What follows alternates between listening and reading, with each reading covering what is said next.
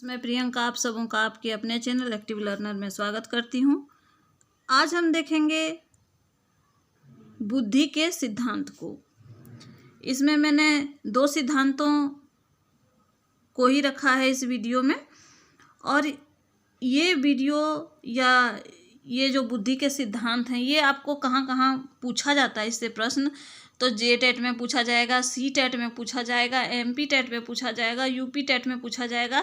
यानी कि जितने भी टीचिंग एग्ज़ाम हैं सब में आपको ये प्रश्न इससे आता है, बुद्धि से तो पक्का आता है। तो ये सभी के लिए उतना ही उपयोगी है जितना JTET, CTET और दूसरे टेट, UP-TET, MP-TET, आप सब में इस वीडियो से लाभ ले सकते हैं। तो आज हम देखते हैं बुद्धि के सिद्धांतों को। बुद्धि के सिद्धांतों को देखने से पहले हम जानेंगे कि बुद्धि किसे कहते हैं। तो बुद्धि किसे कहते हैं? बुद्धि से ही मनुष्य को एक विवेकशील प्राणी माना जाता है। यानी कि मानव को कुछ ज्ञानात्मक योग्यताएं प्राप्त होती हैं और जो उसे एक विवेकशील प्राणी बनाती है। वह तर्क कर सकता है, वह चीज़ों को समझ सकता है, वह अपने समस्याओं को सुलझा सकता है और समस्याओं का समाधान कर सकता है, किसी चीज़ के साथ समंजन कर सकता है, कुछ चीज़ों को सीख सकता है। यानी कि सीखना भी बुद्धि का ही एक अंग है। आप ऐसा कह सकते हैं कि सीखना कैसे संभव हो पाता है, तो बुद्धि से ही संभव हो पाता है। क्योंकि कुछ छात्र कुछ जल्दी सीखते हैं, कुछ विलम्ब से, थोड़ी देर से सीखते हैं। तो सभी छात्रों के साथ एक सा नहीं हो पाता, सबकी बुद्धि समान नहीं होती। ये जो प्रक्रिया है ये बुद्धि कहलाती है। यानी कि बुद्धि क्या कहेंगे हम? ज्ञानात्मक योग्यता कहेंगे, जिसके चलते मनुष्य अपनी समस्याओं को सुलझा सकता है और तर्क कर सकता है, अपने डिसीजंस ले सकता है। यानी कि सब जो है बुद्धि के कारण ही संभव हो सकता है। यहाँ तक कि सीखना भी बुद्धि से ही संभव हो पाता है। जब हम कुछ नया सीखते हैं तो वो हमारा बुद्धि का ही एक अंग, मान लीजिए कि एक अंग है। तो सभी विद्वानों ने अलग अलग विचार रखे कि बुद्धि क्या है, अलग अलग विचार रखे, सबने अलग अलग परिभाषाएं दी। वुडवर्थ ने कहा कि बुद्धि का अर्थ मस्तिष्क का प्रयोग करना है, यह किसी स्थिति पर काबू पाने या किसी काम को पूरा करने के लिए मस्तिष्क की योग्यताओं का प्रयोग करना, यह बुद्धि है वुडवर्थ के अनुसार। रास ने कहा नई स्थिति में सचेत सामंजस्य बुद्धि है। तो टर्मन ने कहा कि बुद्धि अमूर्त चिंतन करने की योग्यता है। बिने ने कहा, बिने के अनुसार कि बुद्धि आवश्यक प्रक्रियाएं, किसी समस्या को अच्छी तरह समझना, उसके विषय में तर्क करना और किसी निश्चित निर्णय पर पहुंचना है। इसी प्रकार अलग अलग विद्वानों ने अपने अलग अलग सिद्धांत दिए। अब हम यदि बुद्धि के प्रकार की बात करें तो बुद्धि को 3 प्रकार में हम बांट सकते हैं। पहला तो हो गया आपका मूर्त बुद्धि, दूसरा अमूर्त बुद्धि और तीसरा सामाजिक बुद्धि। यदि हम बुद्धि को प्रकार में विभाजित करें तो इसको 3 प्रकार में हम रख सकते हैं: मूर्त बुद्धि, अमूर्त बुद्धि और सामाजिक बुद्धि। मूर्त बुद्धि आप किसे कहेंगे? तो मूर्त बुद्धि से तात्पर्य मूर्त वस्तुओं के साथ संबंध से है। जैसे यानी मूर्त वस्तुएं किसको कहेंगे? जिसको हम छू सकते हैं, देख सकते हैं, ऐसी चीज़ों के साथ। यह बुद्धि मशीन और यंत्रों के साथ अनुकूलन करने की योग्यता है। यानी कि यदि कोई मैकेनिक अपनी क्षमता से खराब मशीन को ठीक करता है तो वह उसकी मूर्त बुद्धि होगी। यानी कि मान लीजिए कि, या इसको यांत्रिक बुद्धि भी कह सकते हैं, कि कोई घड़ी खराब है या कोई साइकिल खराब है, कोई फ्रिज खराब है, और उस फ्रिज को, उस साइकिल को, उस घड़ी को कोई व्यक्ति यदि बनाता है या उसमें रुचि लेके उसमें खुद से बना लेता है तो हम क्या कहेंगे? उसकी यांत्रिक बुद्धि कहेंगे या उसकी मूर्त बुद्धि कहेंगे। तो उम्मीद है कि आप इस चीज़ को समझ गए होंगे। अब आती है अमूर्त बुद्धि की पारी। तो अमूर्त बुद्धि किसे कहते हैं? अमूर्त यानी कि जिस चीज़ को आप छू नहीं सकते, जिस चीज़ को आप देख नहीं सकते, लेकिन आप महसूस कर सकते हैं उसे, लेकिन देख और छू नहीं सकते। तो अमूर्त बुद्धि क्या कहेंगे? अमूर्त बुद्धि को शाब्दिक बुद्धि या चिन्ह, अमूर्त बुद्धि को जोड़ते हैं शब्दों से, चिन्हों से, अंकों से या प्रतीकों से। यानी कि ये बुद्धि जिसमें होगी वह क्या होगा? बच्चा पढ़ने लिखने में बहुत तेज होगा, गणित में तेज होगा। ऐसी बुद्धि जिसमें होगी वो चीज़ वो कहलाएगी अमूर्त बुद्धि। तीसरी आती है आपकी सामाजिक बुद्धि। अब यह सामाजिक बुद्धि क्या है? तो सामाजिक बुद्धि से तात्पर्य मनुष्य में वो योग्यता है जिससे वह समाज के साथ अनुकूलन करता है, अपने आप को व्यवस्थित करता है और उसमें सफल होता है, व्यवस्थित करने में सफल होता है।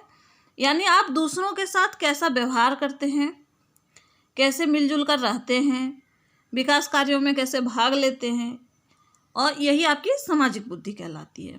तो ये तीनों चीज़ें क्लियर हो गई कि बुद्धि क्या है, कितने प्रकार की है। तो बुद्धि के कुछ सिद्धांत भी हैं। तो आज हम इस वीडियो में देखेंगे एक कारक सिद्धांत और द्विकारक सिद्धांत को। एक कारक सिद्धांत प्राय देखा गया है कि आपके टेट एग्जाम्स में एक कारक सिद्धांत से, द्विकारक सिद्धांत से, बहुकारक सिद्धांत से प्रश्न आते हैं। तो आज हम देखेंगे एक कारक सिद्धांत और द्विकारक सिद्धांत को। फ्रेंड्स, यदि आपको वीडियो अच्छी लग रही है तो प्लीज़ लाइक कीजिएगा, शेयर कीजिएगा, और यदि मेरे चैनल पे नए हैं तो सब्सक्राइब कर लीजिएगा। एक कारक सिद्धांत किसको कहते हैं?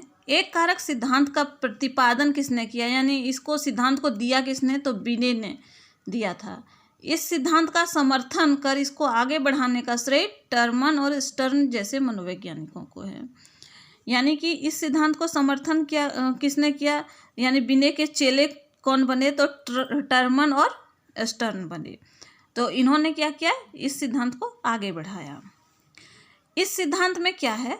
तो इस सिद्धांत में मनुष्य की संपूर्ण बुद्धि को एक इकाई माना जाता है, यानी एक इकाई माना जाता है, एक बिंदु आप मान सकते हैं उसको, एक ही फैक्टर, वन फैक्टर।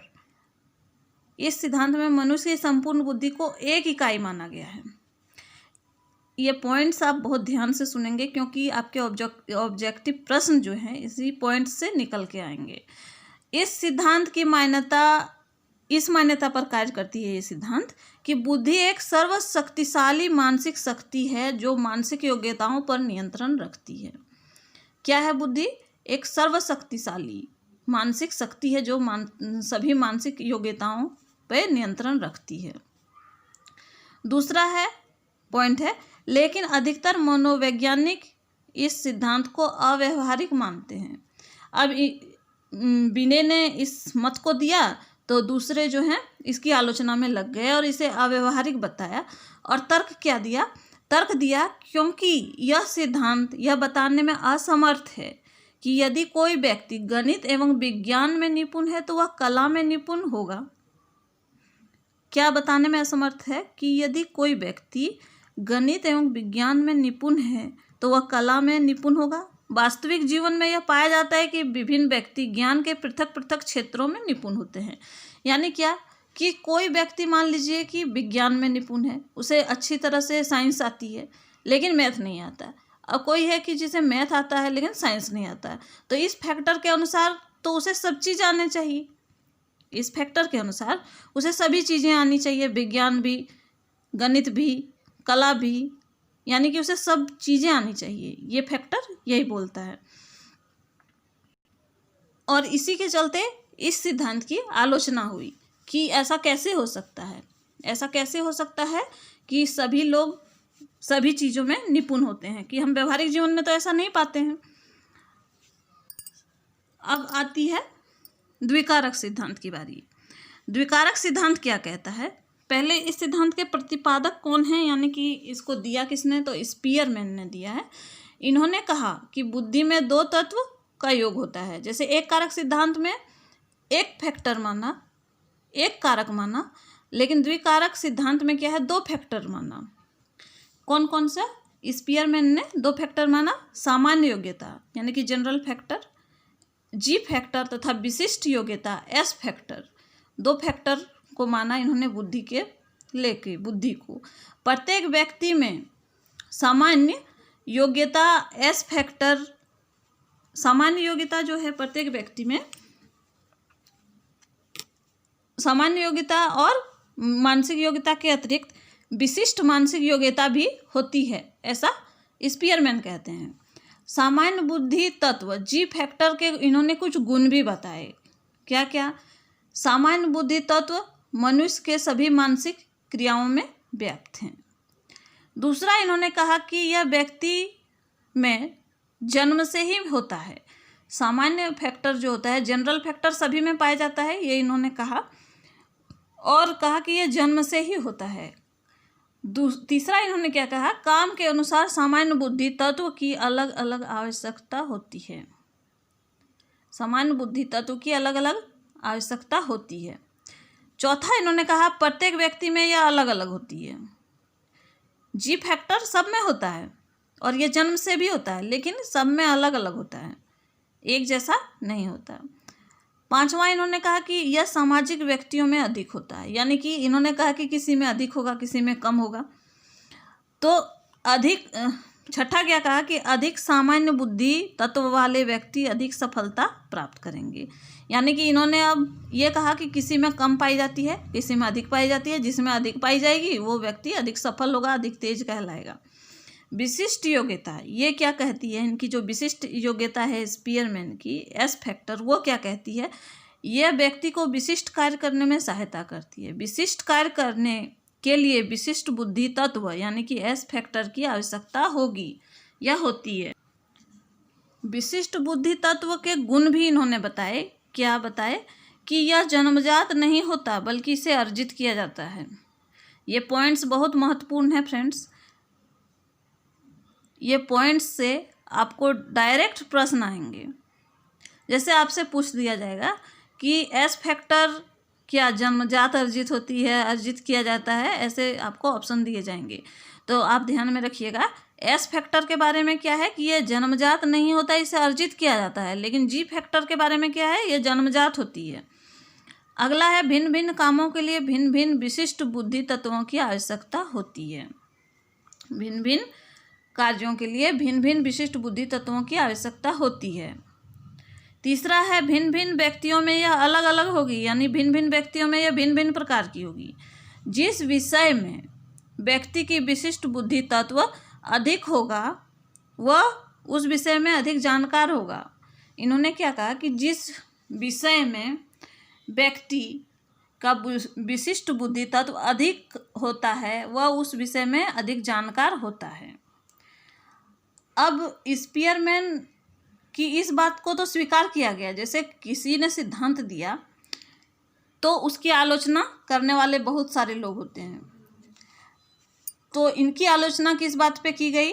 स्पीयरमैन की इस बात को तो स्वीकार कर लिया गया कि मनुष्य के कार्यों में उसकी सामान्य बुद्धि जी और विशिष्ट बुद्धि एस कार्य करती है, परंतु इस सिद्धांत में यह स्पष्ट नहीं होता है कि किसी कार्य के संपादन में उसकी किस बुद्धि अथवा कारक का कितना योग होता है। इन्होंने ये तो बता दिया, इनकी इस बात को मान लिया गया कि सामान्य बुद्धि और विशिष्ट बुद्धि कार्य करती है, परंतु यह स्पष्ट नहीं होता इनके सिद्धांत में कि किस कारक का कितना योगदान है, किसने कितना काम किया। तो इस चीज़ को लेकर इनकी आलोचना हुई है। तो फ्रेंड्स, ये था आपका बुद्धि का सिद्धांत, एक कारक सिद्धांत और द्विकारक सिद्धांत। आपको यदि ये वीडियो अच्छी लगी तो प्लीज़ लाइक कीजिएगा। मेरे चैनल पे नए हैं तो प्लीज़ सब्सक्राइब कीजिएगा। Thank you.